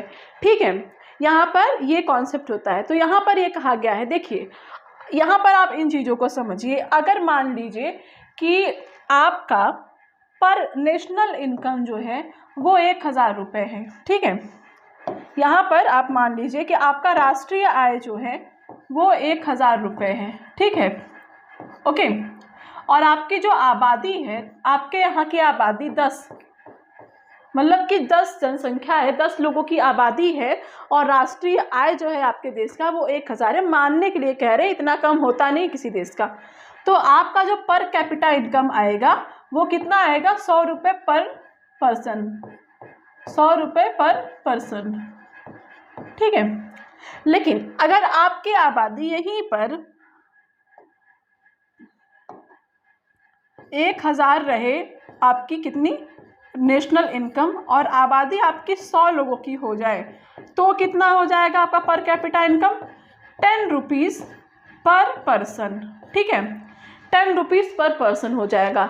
यहाँ पर मेरे कहने का आशय ये है कि अगर आपका जो इनकम है वो फिक्स ही रहे, ना बढ़ा ना घटा, कुछ भी नहीं, इनकम मान लीजिए 1000 रुपये आपका है, फिक्स है। अगर आबादी 10 लोगों की है तो पर कैपिटा इनकम 100 होगा, यानी कि लोगों को ज़्यादा पैसे मिलेंगे। लेकिन अगर जनसंख्या ज़्यादा हुआ, 100 हो गया, तो 1000 divided by 100 is equal to 10 rupees. ठीक है, तो लोगों को 10-10 रुपये मिलेंगे, यानी कि उनकी जो अर्निंग है वो कम होगी, उनका पर कैपिटा इनकम प्रति व्यक्ति आय कम होगा। अगर 100 रुपये और 10 रुपये के मुकाबले आप देखिए आय में काफ़ी ज़्यादा डिफरेंस है। हालांकि इनकम उतना ही है दोनों में ही। इस राष्ट्र के पास भी 1000 आ रहा है, उस राष्ट्र के पास भी 1000 आ रहा है। चूँकि इसकी आबादी 10 है तो यहाँ के लोगों को 100 रुपये मिल रहे हैं, इसकी आबादी 100 है तो यहाँ के लोगों को 10-10 रुपये मिल रहे हैं। ठीक है, तो यहाँ पर भले दोनों देश कहे कि भाई हम तुम्हारे टक्कर के हैं, तुम भी 1000 कमा रहे हो, हम भी 1000 कमा रहे हैं, लेकिन जब पब्लिक वहाँ की मिलेगी कहेगी हम 100 रुपये डेली कमाते हो, तुम लोग 10 रुपये कमा रहे हो। ये डिवीज़न यहाँ पर आ गया। क्यों? क्योंकि यहाँ की पॉपुलेशन अधिक है। यहाँ पर यही बात यहाँ पर हम देखते हैं इंडिया के मामले में। इंडिया में आप जानते हैं दूसरी सबसे बड़ी आबादी है एक तो हमारी। ठीक है, जैसा कि आप सभी जानते हैं चाइना के बाद दूसरी सबसे बड़ी आबादी है। हो सकता है 1-2 साल में सबसे ज़्यादा हो जाए, क्योंकि 135 करोड़ तो हो ही गई है आबादी हमारी, 135 करोड़। तो उसके लिहाज से अगर हम देखें तो हमारे नेशनल इनकम और हमारी आबादी को अगर हम देखें तो अराउंड 150, ठीक है, 1.5 लाख रुपए के आसपास हम लोग का नेशनल इनकम बैठता है। ठीक है, पूरे 135 करोड़ की आबादी का इनकम अराउंड देखा जाए तो 1.5 लाख रुपए महीने तक का बैठता है हमारा। सोचिए अगर हमारे नेशनल इनकम, हमारा जो राष्ट्रीय आय है, अगर हमारी आबादी 1.5 करोड़ 1 अरब 35 करोड़ की आबादी हमारी ना होती, ठीक है, मान लीजिए 1 ही अरब होती, मान लीजिए 70-75 करोड़ की आबादी होती, तो कहीं ना कहीं पर कैपिटा इनकम हमारी ज़्यादा होती, क्योंकि हमारी राष्ट्रीय आय कम नहीं है। भारत की राष्ट्रीय आय कम किसी लिहाज से नहीं है। आप जीडीपी के मामले में देखिए, एक पीपीपी के मॉडल पर अगर आप देखते हैं, अगर आप डॉलर के उस पर देखते हैं, तो इन सभी के लिहाज से देखिए पीपीपी के मॉडल पे हमारी जो जीडीपी है वो 3rd नंबर पे आती है। और अगर आप देखिए नॉमिनल जीडीपी को अगर हम देखते हैं अपने, तो 5th नंबर पे आती है। तो किसी भी लिहाज से हमारी जीडीपी कम नहीं है।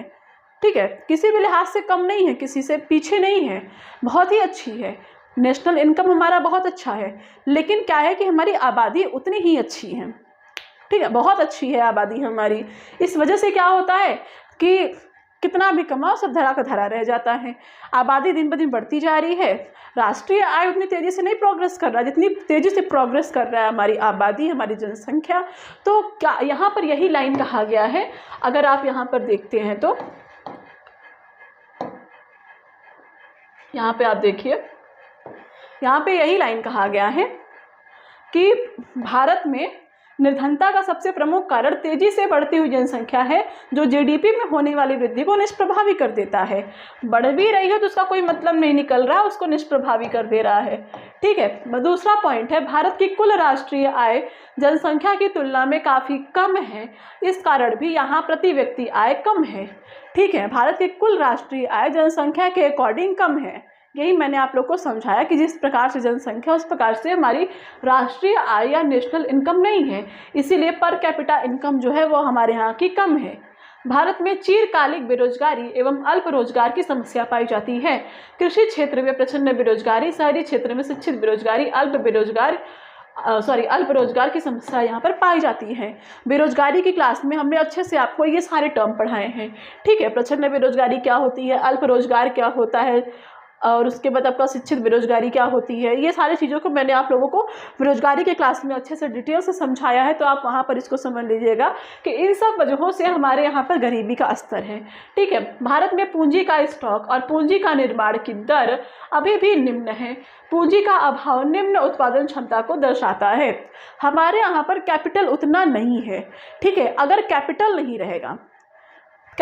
रहेगा तो हम अपने कंट्री में निवेश नहीं कर पाएंगे। ठीक है, हमारा जो प्रोडक्शन है उसमें हम निवेश नहीं कर पाएंगे। जब निवेश नहीं करेंगे तो प्रोडक्शन नहीं बढ़ेगा तो हमारे यहाँ का एक्सपोर्ट नहीं बढ़ेगा। एक्सपोर्ट नहीं बढ़ेगा तो हमारे यहाँ का राष्ट्रीय आय भी नहीं बढ़ेगा, और राष्ट्रीय आय नहीं बढ़ेगा तो हमारे यहाँ का पर कैपिटा इनकम नहीं बढ़ेगा।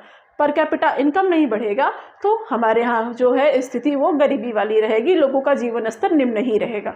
यहाँ पर यही बात यहाँ पर की जा रही है कि भारत में पूंजी का स्टॉक और पूंजी का निर्माण की दर अभी भी निम्न है।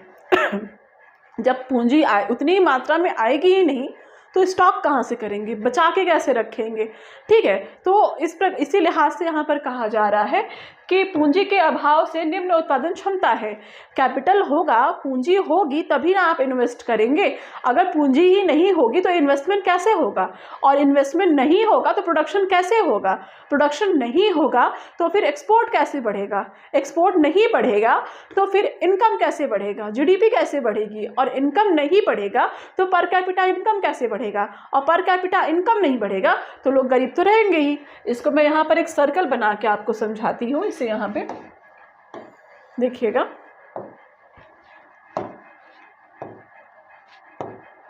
यहाँ पे देखिए, अगर आपका कैपिटल नहीं रहेगा, देखिए यहाँ पर एक सर्कल का हम यहाँ पर बनाते हैं। ठीक है, अगर यहाँ आपका कैपिटल हो गया, कैपिटल नहीं रहा तो फिर आपका निवेश कैसे होगा। ठीक है, निवेश, ओके, इन्वेस्टमेंट। ठीक है, या फिर इन्वेस्टमेंट आप जो भी कहिए, इन्वेस्टमेंट कैसे बढ़ेगा। ठीक है, अगर कैपिटल नहीं बढ़ेगा तो इन्वेस्टमेंट कैसे बढ़ेगा, इन्वेस्टमेंट नहीं बढ़ेगा तो आपका प्रोडक्शन कैसे बढ़ेगा।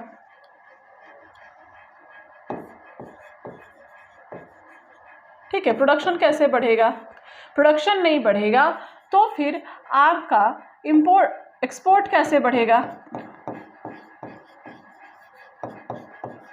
ठीक है, एक्सपोर्ट नहीं बढ़ेगा तो आपका जीडीपी कैसे बढ़ेगा, जीडीपी नहीं बढ़ेगा तो आपका इनकम कैसे बढ़ेगा, देश का नेशनल इनकम जो है वो कैसे बढ़ेगा। अगर नेशनल इनकम नहीं बढ़ेगा तो फिर पर कैपिटा इनकम कैसे बढ़ेगा, और पर कैपिटा इनकम नहीं बढ़ेगा तो फिर क्या होगा, पॉवर्टी। ठीक है, ये सारी चीज़ें एक दूसरे से कॉरिलेटेड हैं। यहाँ पर आप देखिए जीडीपी बढ़ा तो प्रोडक्शन, तो इन्वेस्टमेंट हुआ, कैपिटल बढ़ा, पूंजी बढ़ी तो निवेश हुआ, निवेश बढ़ा तो उत्पादन बढ़ा, उत्पादन बढ़ा तो फिर हमारे यहाँ का निर्यात बढ़ा, निर्यात बढ़ा तो हमारा राष्ट्रीय आय बढ़ा, राष्ट्रीय आय जीडीपी बढ़ा, जीडीपी बढ़ा तो हमारा राष्ट्रीय आय बढ़ा, राष्ट्रीय आय बढ़ा तो हमारा प्रति व्यक्ति आय बढ़ा, और अगर प्रति व्यक्ति आय बढ़ेगा तो गरीबी के स्तर में कमी आएगी। लेकिन ऐसा यहाँ कुछ नहीं है। क्यों? क्योंकि यहाँ पर आप देखिए, यहाँ पे हम क्या पढ़ रहे हैं कि हमारा पूंजी का स्टॉक कम है और हमारी पूंजी का निर्माण का दर भी निम्न है। तो इसके वजह से हमारे यहाँ पूंजी की अभाव है और निम्न उत्पादन क्षमता को दर्शाता है ये, यानी कि प्रोडक्शन का जो लेवल है उसको ये लो बताता है। आगे जो हमारा नेक्स्ट पॉइंट है, यहाँ पर हम इसको समझते हैं। भारत में उद्यमशीलता एवं कौशल का अभाव नागरिकों को स्वरोजगार के लिए हतोत्साहित करता है। हमारे देश की आबादी तो बहुत है, हमारे यहाँ ह्यूमन कैपिटल बहुत ज़्यादा है, ठीक है। ह्यूमन कैपिटल की अगर हम बात करें, ह्यूमन रिसोर्सेज की, ह्यूमन रिसोर्सेज या फिर कैपिटल, देखिए एक कैपिटल होता है इनकम का, पैसों का, एक कैपिटल होता है ह्यूमन का, मनुष्य का। मानव पूंजी हमारे यहाँ की बहुत ज़्यादा है। क्यों? क्योंकि हमारी 135 करोड़ की आबादी में एक तो मध्यम वर्गीय ज़्यादा है, ठीक है। उसके बाद देखा जाए तो जो कार्य करने वाले लोग हैं, कार्य करने वाले हैं लोग, यानी कि 15 साल से लेकर के 45-50 साल तक के एज के लोग हमारे यहाँ पर ज़्यादा है, यानी कि ऐसी आबादी ज़्यादा है जो कि कार्य कर सकती है, अर्थव्यवस्था में बढ़ चढ़कर हिस्सा ले सकती है।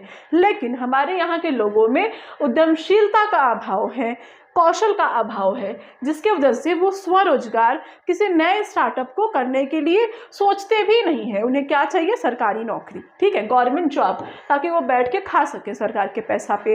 वो ये नहीं समझते हैं कि सरकार का पैसा आता कहाँ से है। आप ही लोगों से तो आता है, आप लोग करेंगे ही नहीं तो सरकार के पास आएगा कितना? जब सरकार के पास आएगा नहीं तो सरकार देगी कितना? ये तो कोई सोचता ही नहीं है। लेकिन लोगों को चाहिए सरकारी नौकरी, ठीक है, अच्छे से सरकारी नौकरी बन गए, सरकारी अध्यापक बन गए, बैठ के कमा रहे हैं, ये सारी चीज़ें हैं, ठीक है। स्टार्टअप जैसी चीज़ों को, नई कौशल वाली चीज़ों को वो लोग लाना ही नहीं चाहते, सोचते भी नहीं है। क्यों?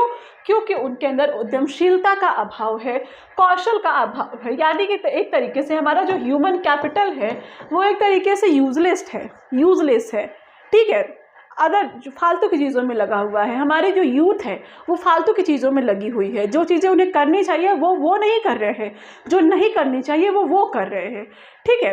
तो ये सारी चीज़ें हमारे यहाँ पर काफ़ी ज़्यादा हैं। आय के असमान वितरण से धन की संकेंद्रण की समस्या आते हैं इत्यादि, ठीक है। आय के असमान वितरण से धन के संकेंद्रण की समस्या आती है, निर्धनता, गरीबी के कारण में। आप देखिए हमारे यहाँ पर आय की असमानता बहुत ज़्यादा है। अब आप कहेंगे ये क्या है? हमारे यहाँ क्या है कि गरीब और गरीब होते जाते हैं, अमीर और अमीर होते जाते हैं, ठीक है। यानी कि अमीरी और गरीबी के बीच की जो खाई है वो कम होने की जगह पर और बढ़ती जाती है, ठीक है। गरीब और गरीब होता गया, अमीर और अमीर होता गया। ये खाई कौन कहे बढ़े, बंद हो, कम हो, ये खाई और बढ़ जाती है। इस तरीके से क्या होता है कि जो खुद अमीर हैं वो और अमीर होते जाते हैं, उनके पास पैसे ही आते जाते हैं।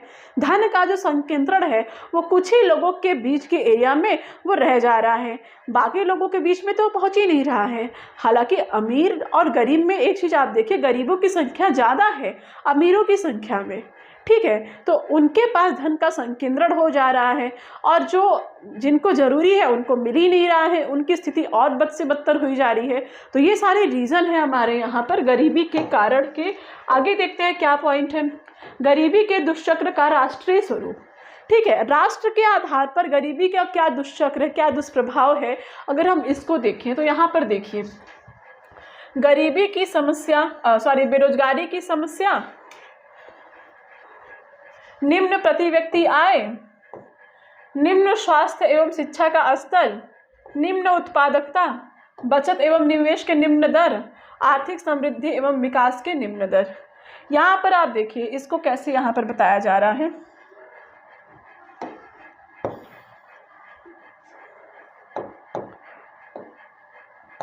देखिए, गरीबी के दुष्चक्र का राष्ट्रीय स्वरूप के अंतर्गत यहाँ पर बताया जा रहा है। गरीबी की समस्या, निम्न प्रति व्यक्ति आय, बेरोजगारी की समस्या, निम्न प्रति व्यक्ति आय। ठीक है, जैसे कि आप सभी जानते हैं कि अगर एम्प्लॉयमेंट नहीं रहेगा, ठीक है, बेरोजगारी रहेगी, रोजगार नहीं रहेगा, एम्प्लॉयमेंट हमारे यहाँ पर नहीं होगा, अनएम्प्लॉयमेंट की दर बढ़ेगी, तो जाहिर सी बात है हमारे यहाँ पर प्रति व्यक्ति आय कम रहेगी। क्यों? क्योंकि देश का राष्ट्रीय आय, नेशनल इनकम जो है वो नहीं बढ़ पाएगा। अगर देश में बेरोजगारी है, अनएम्प्लॉयमेंट है, तो इस लिहाज से क्या होता है कि हमारे यहाँ का जो नेशनल पर कैपिटा इनकम है वो है कम रहेगा। जैसा मैंने आपसे कहा कि अगर रोजगार रहेगा यानी कि हमारा कैपिटल बढ़ेगा, कैपिटल बढ़ेगा तो क्या होगा, हमारे यहाँ का आय बढ़ेगा, आय बढ़ेगा तो पर कैपिटा इनकम बढ़ेगा। ठीक है, पर कैपिटा इनकम कम होने की वजह से निम्न स्वास्थ्य एवं शिक्षा का स्तर। अब जब पैसे ही नहीं है तो क्या हेल्थ और क्या शिक्षा। निम्न उत्पादकता, बचत एवं निवेश के निम्न दर, आर्थिक समृद्धि एवं विकास के निम्न दर। जाहिर सी बात है अगर ये सारी चीज़ें नहीं रहेंगी तो कौन सा इकोनॉमिक ग्रोथ होगा, कौन सा इकोनॉमिक डेवलपमेंट होगा। ये पैमाना जो है वो गरीबी के दुष्चक्र का राष्ट्रीय पैमाना है। ठीक है, आगे हम देखें गरीबी के दुष्चक्र का व्यक्तिगत स्वरूप, यानी कि वो हमने देखा था एक कंट्री के बेस पे। ठीक है, ये हम लोग देखेंगे एक पर्सन के बेस पे, एक व्यक्तिगत स्वरूप के बेस पे। बच्चों के पालन पोषण में गरीबी, बेहतर खान पान, स्वास्थ्य शिक्षा का अभाव, खान पान शिक्षा स्वास्थ्य के अभाव के कारण कौशल का कम विकास होना, कौशल विकास का न होने के कारण रोजगार प्राप्त करने में परेशानी, रोजगार न मिलने के कारण गरीबी का स्तर बढ़ना और परिवार में गरीबी। अब यहाँ पर देखिए इसको कैसे बताया गया है, आप इसको देखिए। गरीबी के दुष्चक्र का व्यक्तिगत स्वरूप अगर आप यहाँ पर देखते हैं तो मान लीजिए ये एक सर्कल है, ओके, और यहाँ पर हम देखते हैं कि सबसे पहले तो गरीबी होने की वजह से क्या होता है, व्यक्तिगत स्वरूप में बच्चों के पालन पोषण में गरीबी आ जाती है। बच्चों का पालन पोषण सही से नहीं हो पाता। अगर आप गरीब हैं, आपके पास मूलभूत आवश्यकताओं को पूरे करने के साधन नहीं है, रिसोर्सेज नहीं है, उतने आपके पास अवेलेबिलिटी नहीं है, तो आपके जो बच्चे होंगे घर में उनका पालन पोषण नहीं हो पाएगा, उनके पालन पोषण में गरीबी रहेगा। देन आपका जो खान पान होगा वो बेहतर नहीं होगा।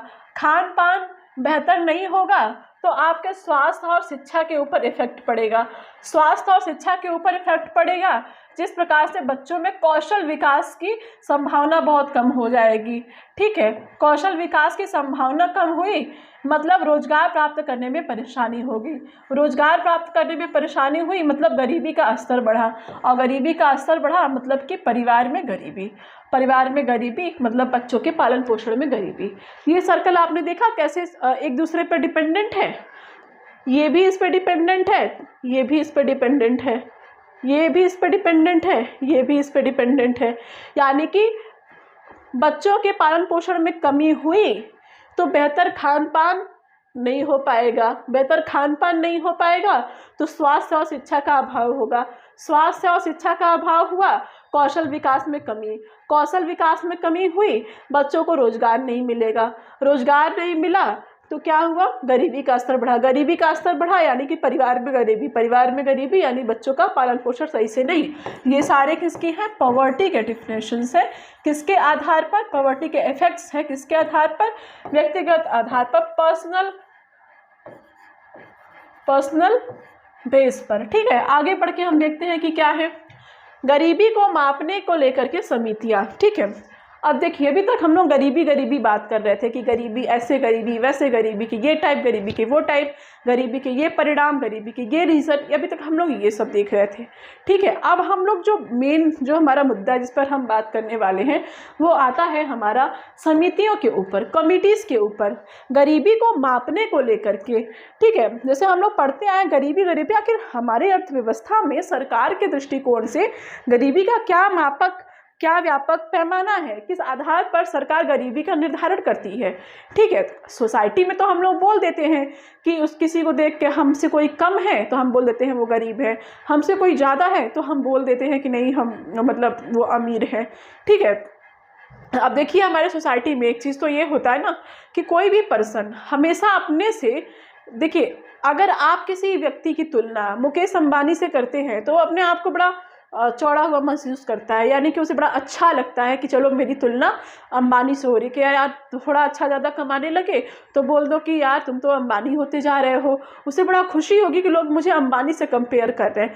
लेकिन आपकी तुलना आपके गांव के किसी गरीब बच्चे से होती है, कोई है रामू श्यामू, कोई भी मान लीजिए आपके गांव का सबसे गरीब बच्चा है, रामू है, आपकी तुलना कोई उसने करे यार तुम तो रामू की तरह लगने लगे हो, भाई वो आप पे भड़क जाएगा आदमी कि तुम मुझे रामू से कैसे मेरी तुलना कर दिए, कहाँ रामू कहाँ मैं, भड़क जाएगा। क्यों?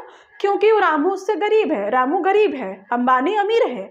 अंबानी से तुलना करने पे लोग बहुत खुशी वाली अनुभव करेंगे, लेकिन अगर रामू से तुलना कर दो तो वो कहेंगे कि तुम्हारी हिम्मत कैसे हुई मेरी तुलना रामू से करने की। ये हमारे समाज की एक गरीबी और अमीरी को लेकर के एक सोच का निर्धारण होता है जो कि लोगों के मन में घर कर गई होती है। देखिए समितियां क्या है, सरकार कैसे मापती है इन चीज़ों को, सरकार कैसे देखती है, इसके लिए सरकार ने कई सारी कमिटीज बैठाई हैं, जिसमें एक तो रही आपकी डॉक्टर वाई के अलग समिति, डॉक्टर वाई के अलग समिति, ठीक है, अलग समिति, ये समिति है। इसमें क्या कहा गया है, क्या इस समिति के पॉइंट्स हैं, इनको हम समझते हैं। इन्होंने कैसे गरीबी का मापन किया है हम इसको देखते हैं कि डॉक्टर वाई के अलग ने किस प्रकार से गरीबी रेखा का निर्धारण किया है। ठीक है, भारत में गरीबी के निर्धारण हेतु 1977 में, ठीक है, कौन से सन में, 1977 में, 1977 में योजना आयोग एक समिति का गठन किया, जिसकी रिपोर्ट जनवरी 1979 में, ठीक है, 1977 के बाद 1979 में इसकी रिपोर्ट आती है। ठीक है, किसके द्वारा इसका गठन किया गया, आप लोग ध्यान रखिएगा, योजना आयोग के द्वारा इसका गठन किया गया। किसका? डॉक्टर वाई के अलग समिति का। कब किया गया? 1977 में। कब रिपोर्ट आई? 1979 में। ठीक है, ये कुछ पॉइंट्स आपके यहीं से तैयार हो गए। अब मान लीजिए एग्जाम में क्वेश्चन आए, डॉक्टर वाई की अलग समिति संबंधित है किसके लिए? किसके लिए? गरीबी को मापने के लिए। ठीक है, उसके लिए समिति की गठन की गई है। इस समिति का गठन, डॉक्टर वाई के अलग समिति का गठन किसने किया? किस आयोग के द्वारा किया गया? योजना आयोग के द्वारा किया गया। कब किया गया? 1977 में किया गया। रिपोर्ट कब आई? 1979 में आई। ठीक है, कुछ क्वेश्चंस तो आपके यहीं पर बन गए। अब देखिए, इस कार्यबल ने एक निर्देशांक तैयार किया जिसमें ग्रामीण क्षेत्र के लिए 24 किलो कैलोरी प्रति व्यक्ति प्रतिदिन, शहरी क्षेत्र के लिए 2100 किलो कैलोरी प्रति व्यक्ति प्रतिदिन संस्तुति की गई। ठीक है, यहाँ पर क्या कहा गया इन्होंने कि गाँव के लिए, विलेज के लिए जो गरीबी का मापन है वो है कि 2400 किलो कैलोरी। ठीक है, ओके। और शहरी क्षेत्रों के लिए यानी कि सिटीज़ के लिए यहाँ पर इन्होंने क्या किया, 2100 कैलोरी प्रति व्यक्ति प्रतिदिन। ठीक है, यहाँ पर इन्होंने ये निर्धारण कर दी कि 24 किलो कैलोरी गांव के लिए और 2100 किलो कैलोरी जो है, 2400 किलो कैलोरी गांव के लोगों के लिए और 2100 किलो कैलोरी जो है वो आपका शहरी लोगों के लिए निर्धारण किया इन्होंने कि अगर गांव में कोई व्यक्ति डेली 2400 किलो कैलोरी से कम ऊर्जा, कम कैलोरी का मतलब उसका पोषण रहता है तो वो गांव में गरीब माना जाएगा, और शहरों में जिसका पोषण 2100 किलो कैलोरी से कम होता है वो गांव में गरीब, शहरों में गरीब माना जाएगा। ये डॉक्टर वाई के अलग समिति का रहा है। ठीक है, ध्यान रखिएगा आप लोग, उनके में क्या था, 2400 कैलोरी, और शहरों के लिए क्या था, विलेजेस के लिए और सिटीज़ के लिए, शहरों के लिए 2100। ठीक है, तो इस चीज़ों को आप ध्यान में रखिएगा। ओके, अब यहाँ पर आता है आपका दूसरा समिति। ठीक है, वो हमारा पहला था और अब आता है हमारा दूसरा समिति, लकड़वाला समिति। लकड़वाला समिति गरीबी के उस पे है ये। तो ठीक है, अब देखते हैं हम इसमें क्या है। योजना आयोग के द्वारा देश में निर्धनता को मापने के लिए 1989 में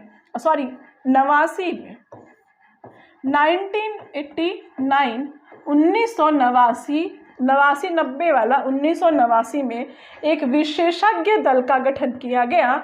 इसकी रिपोर्ट 1993 में प्रस्तुत की गई। ठीक है, किस समिति की? लकड़वाला समिति की। किसके द्वारा? योजना आयोग के द्वारा। कब किया गया? 1989 में। रिपोर्ट कब आई? 1993 में। ठीक है, आगे क्या कहा गया है? इसने अपनी रिपोर्ट में प्रत्येक राज्य में ग्रामीण व शहरी निर्धनता के लिए अलग अलग मूल्य सूचकांकों की बात की। इस कार्यदल द्वारा 18 राज्य के ग्रामीण एवं शहरी क्षेत्रों के लिए अलग अलग गरीबी रेखा निर्धारित की गई। यहाँ पर इन्होंने कहा कि हर राज्य की गरीबी रेखा का निर्धारण अलग अलग होना चाहिए। बहुत सही बात इन्होंने कही, क्योंकि हर एक स्टेट की अलग प्रायोरिटीज होती है। ठीक है, उत्तर प्रदेश की अलग प्रायोरिटी होगी, बिहार की अलग प्रायोरिटी है, महाराष्ट्र की अलग प्रायोरिटी है। इसीलिए हर एक राज्य का उनके आधार पर उनके गरीबी रेखा का निर्धारण किया जाना चाहिए। और इन्होंने तत्कालीन समय में 18 राज्यों के ग्रामीण एवं शहरी क्षेत्रों के लिए अलग अलग गरीबी रेखा निर्धारित की। इन्होंने कहा कि ग्रामीण क्षेत्र का अलग स्तर होना चाहिए, शहरी क्षेत्र का अलग होना चाहिए और प्रत्येक राज्य में अलग अलग होना चाहिए। ठीक है, 1 सेकेंड।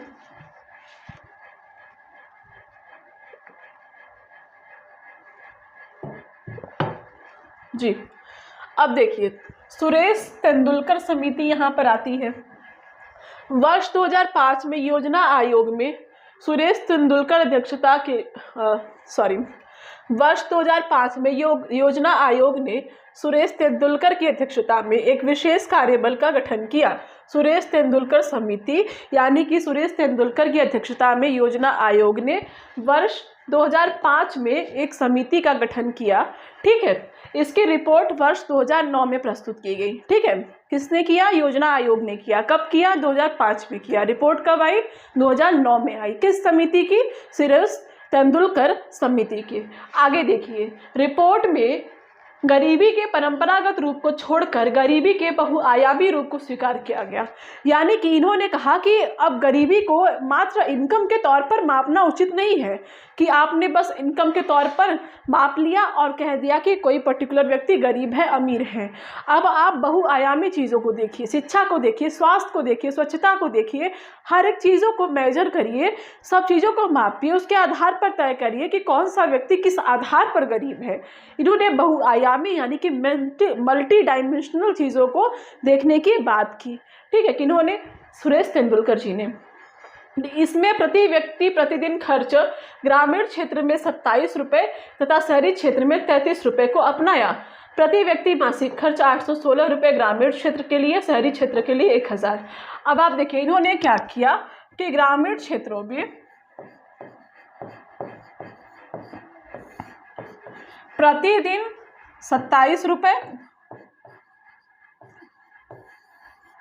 पर डे और इसी के आधार पर मासिक 816 रुपये पर मंथ।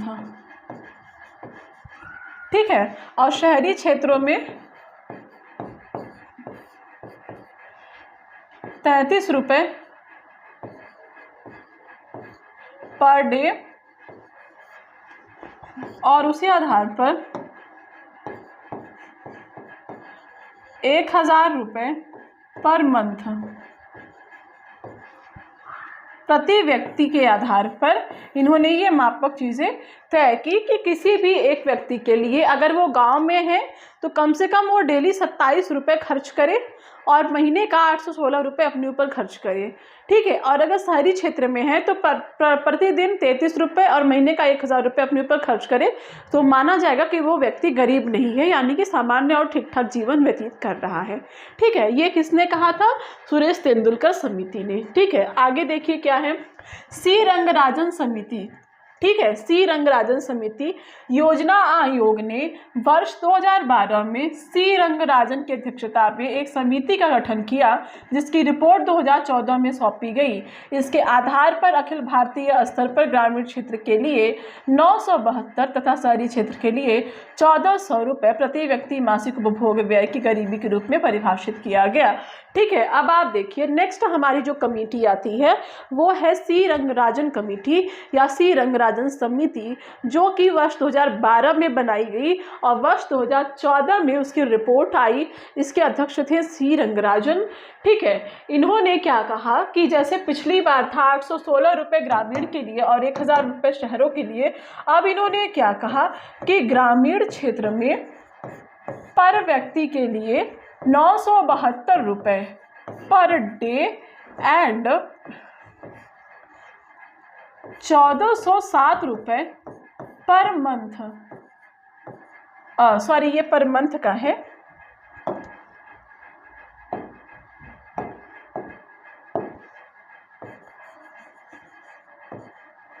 ये जो आंकड़ा है ये पर मंथ का है, ये भी पर मंथ का है। ठीक है। यानी कि ग्रामीण क्षेत्र में जहां पहले 816 था पर मंथ, किसमें, पिछली समिति जो हमारी थी ये वाली सुरेश तेंदुलकर की समिति में जहां 816 था, वहां पर सी रंगराजन समिति में 972 हो गया और ये जहां 1000 था वो 1407 हो गया। ठीक है। ये सी रंगराजन समिति की रिपोर्ट में ये पैमाना तय किया गया। अब आता है आपका Arvind Panagariya task force. Arvind Panagariya task force, अब आप यहाँ पर देखिएगा, मार्च 2015 में नीति आयोग द्वारा अरविंद पनगड़िया की अध्यक्षता में एक टास्क फोर्स का गठन किया गया, जिसका कार्य निर्धनता के आकलन हेतु विधि का सुझाव देना था। यहाँ पर सबसे पहले जो नोट करने वाली बात है वो ये है कि अभी तक हमने कितनी समितियों के ऊपर चर्चा की। शुरुआत से अगर हम देखें कितनी समितियों के ऊपर हमने चर्चा की, आप यहाँ पर देखिए। सबसे पहले हमने बात की डॉक्टर वाई के अलग समिति, देन लकड़वाला समिति, देन हमने बात की सुरेश तेंदुलकर समिति, देन हमने बात की सी रंगराजन समिति। ठीक है। पहले हमने बात की किसके ऊपर, पहले हमने बात की किसके ऊपर, अलग समिति के ऊपर। ठीक है। देन हमने बात की किसके ऊपर, लकड़वाला। ठीक है। देन हमने थर्डली नंबर पे बात की किसके ऊपर, तेंदुलकर समिति। ठीक है। फोर्थ हमने बात की किसके ऊपर, रंगराजन समिति। ठीक है। फिफ्थ हम कौन सा देख रहे हैं, अरविंद पनगड़िया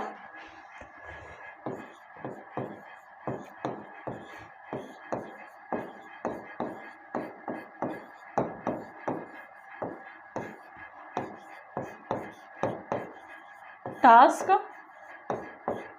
फोर्स। अब आप यहाँ पर देखिएगा एक चीज कि ये जो चारों समितियां हैं, ये इन चारों समितियों का गठन किया था योजना आयोग ने। ठीक है। किसने किया था, योजना आयोग ने। ओके। लेकिन अरविंद पनगड़िया टास्क फोर्स का गठन, चूंकि ये 2015 में गठित हुआ, इसीलिए इसको गठित किया किसने, नीति आयोग ने। That is the difference between this force and this one. Okay. ये डिफरेंस है, इसको बिल्कुल ध्यान में रखिएगा आप लोग, बिल्कुल भी मत भूलिएगा कि ये चारों जो समिति हैं, अलग समिति, लकड़वाला समिति, तेंदुलकर समिति, रंगराजन समिति, इन चारों का निर्माण किया है योजना आयोग ने। और चूंकि 2015 में योजना आयोग के स्थान पर नीति आयोग आ गया था, इसीलिए नीति आयोग ने गठन किया है किसका, अरविंद पनगड़िया टास्क फोर्स का। ओके। उसने क्या कहा था, अब हम इसको देखते हैं। तो इस समिति को अगर हम देखें तो अरविंद पनगड़िया समिति में इसके द्वारा eliminating power, one second,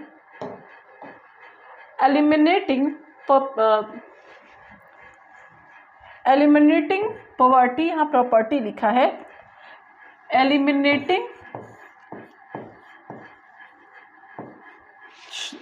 sorry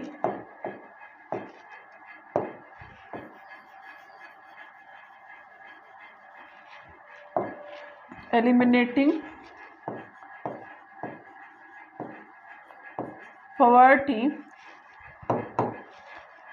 creating jobs and strengthening social programmes नामक एक रिपोर्ट प्रस्तुत की गई। ठीक है, यहाँ पर आप देखिए अरविंद पनगड़िया टास्क फोर्स जो हमने यहाँ पर लिखा है, इसके द्वारा एक रिपोर्ट प्रस्तुत की गई थी।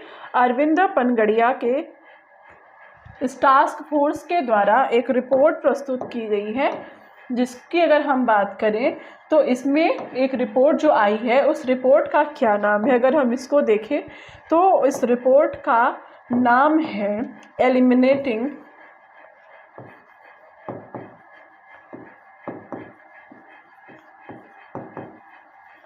पॉवर्टी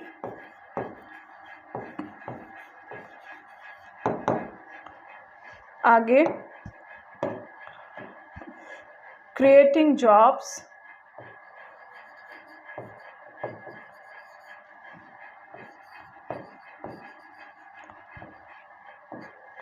एंड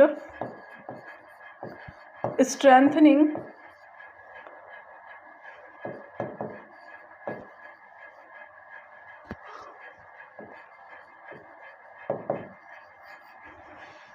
सोशल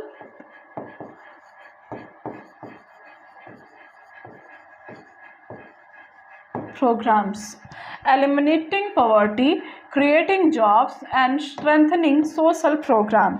ठीक है, ये एक रिपोर्ट, इसके नाम की एक रिपोर्ट प्रस्तुत की गई है कि एलिमिनेटिंग पॉवर्टी यानी गरीबी का उन्मूलन, गरीबी को उन्मूलित किया जाए, और क्रिएटिंग जॉब्स यानी कि जॉब का, नौकरी का सृजन किया जाए, और स्ट्रेंथनिंग सोशल प्रोग्राम्स यानी कि सामाजिक जो कार्यक्रम है, सोशल जो प्रोग्राम्स है, उनको सशक्त किया जाए। ठीक है, ऐसे रिपोर्ट यहाँ पर प्रस्तुत की गई है नीति आयोग के द्वारा, यहाँ पर किसके, अरविंद पनगड़िया टास्क फोर्स के द्वारा, कि गरीबी का उन्मूलन किया जाए। ठीक है, गरीबी का उन्मूलन किया जाए, एलिमिनेट किया जाए, जॉब्स का क्रिएशन किया जाए, और सोशल प्रोग्राम्स को स्ट्रेंथन किया जाए, सशक्त और मजबूत बनाया जाए। ठीक है, नीति आयोग द्वारा एवं भारत सरकार द्वारा इस रिपोर्ट पर अभी विचार नहीं किया गया है। तो फिलहाल के लिए आप इसमें 2-3 चीज़ें याद रखिएगा कि बाकी सारी जो हैं वो योजना आयोग द्वारा आई हैं, और ये जो है ये आपका आया है नीति आयोग द्वारा, और दूसरा 2015 में इसका गठन किया गया था। ठीक है, अरविंद पनगड़िया इसके अध्यक्ष थे, और इसमें जो रिपोर्ट आया था उसका नाम है एलिमिनेटिंग पॉवर्टी, गरीबी उन्मूलन, क्रिएटिंग जॉब्स, जॉब का सृजन, नौकरियों का सृजन, एंड और strengthening social programmes, social programme सामाजिक कार्यक्रम को सशक्त बनाना या मजबूती देना, ऐसी ये रिपोर्ट रही है। इसमें आपको इतना याद रखना है। ठीक है, गरीबी के दुष्परिणाम यहाँ पर कहा गया है। आगे देखते हैं हमारे कितने पॉइंट्स और हैं। गरीबी के दुष्परिणाम के बाद हम गरीबी को दूर करने के उपायों के ऊपर चर्चा करेंगे। इसके बाद हम यूनिवर्सल बेसिक इनकम के ऊपर डिस्कशन करेंगे। इसके बाद हम डिस्कस करेंगे भारत में गरीबी अनुमान के ऊपर। ठीक है, उसके बाद हम डिस्कस करेंगे कुछ योजनाओं के ऊपर जो कि गरीबी से रिलेटेड है, जिसमें दीनदयाल उपाध्याय ग्रामीण कौशल योजना, देन हम दीनदयाल उपाध्याय शहरी कौशल योजना या अंत्योदय योजना के ऊपर डिस्कस करेंगे। देन यहाँ से हमारा ये गरीबी का जो चैप्टर है ये एंड हो जाएगा। ठीक है, ये प्रधानमंत्री उज्ज्वला योजना है, यहाँ पर इसको भी हम लोग देखेंगे। ठीक है, तो इन सब के ऊपर भी हमारी चर्चा रहेगी। ओके, यहाँ तक हमने डिस्कस किया है आप लोग से। थोड़ी सी क्लास और है, तो आप प्लीज़ पेशेंस रखिएगा। क्लास बहुत इंपॉर्टेंट है। आई नो कि क्लास लंबी है, बट फिर भी आप लोग पेशेंस बिल्कुल भी अच्छे से लूज़ मत होने दीजिए। सॉरी, मैं क्या बोल रही हूँ, पेशेंस लूज़ मत होने दीजिए, अच्छे से क्लास में बने रहिए। ठीक है, मैं 1 मिनट में आई।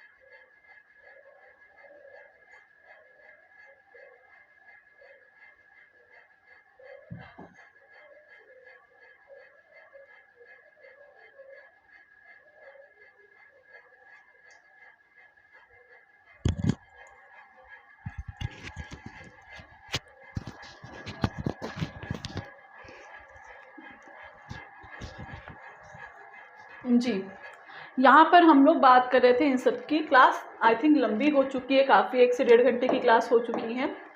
तो इतनी लंबी क्लास में आप लोग बने रहना आई थिंक पॉसिबल नहीं हो सकता। अभी ये क्लास और लंबी जाएगी, तो मुझे लगता है कि ये क्लास मुझे यहाँ पर स्टॉप कर देनी चाहिए। जो भी चीज़ें बची हुई हैं अभी इनकी स्कीम्स से रिलेटेड और बाकी सारी चीज़ें, इनको मैं आप लोग को आधे घंटे 40 मिनट का जो भी क्लास रहेगा, मैं नेक्स्ट क्लास में मैं आप लोगों से डिस्कस कर दूंगी। फ़िलहाल के लिए इस क्लास में हम इसको इतना ही रखते हैं। देखते हैं हमने इस क्लास में क्या क्या डिस्कस किया। तो देखिए, हमने यहाँ पर डिस्कस किया था समितियों का, जिसमें हमने चारों पांचों समितियों को देखा, जिसमें हमने देखा कि 4 समिति जो है वो योजना आयोग द्वारा और अरविंद पनगड़िया कमेटी जो है वो किसके द्वारा, नीति आयोग द्वारा लाया गया है। ठीक है, निर्धनता के कारण हमने देखा था, गरीबी का दुष्चक्र देखा हमने, फिर हमने शहरी गरीबी और ग्रामीण गरीबी में अंतर देखा था, और उसके बाद हमने आपसे सापेक्ष और निरपेक्ष गरीबी के ऊपर चर्चा की थी, और ये गरीबी के परिचय, इन सब चीज़ों के ऊपर हमने डिस्कशन किया था। ये हमारा है फ्रंट पेज पॉवर्टी का। ओके, तो इस क्लास में हमने जो भी डिस्कशन किया वो फ़िलहाल के लिए इतना ही है।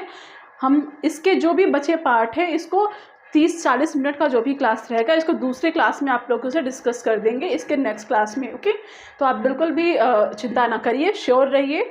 आप लोग भी थक जाते हैं क्योंकि गर्मी भी बहुत ज़्यादा है, कंटिन्यू बने रहना। तो मिलते हैं दूसरे क्लास में, तब तक के लिए thank you so much for watching. इसका पार्ट हम तुरंत आपको नेक्स्ट क्लास में आपको ये प्रोवाइड कर देंगे, जितनी भी चीज़ें इसकी बची हैं। Okay, thank you so much for watching. Okay, हो सकेगा तो इसको इसके MCQ के साथ ही हम आपको दे देंगे, अगर नहीं तो अलग अलग कर देंगे, तो don't worry about it. Okay, thank you so much.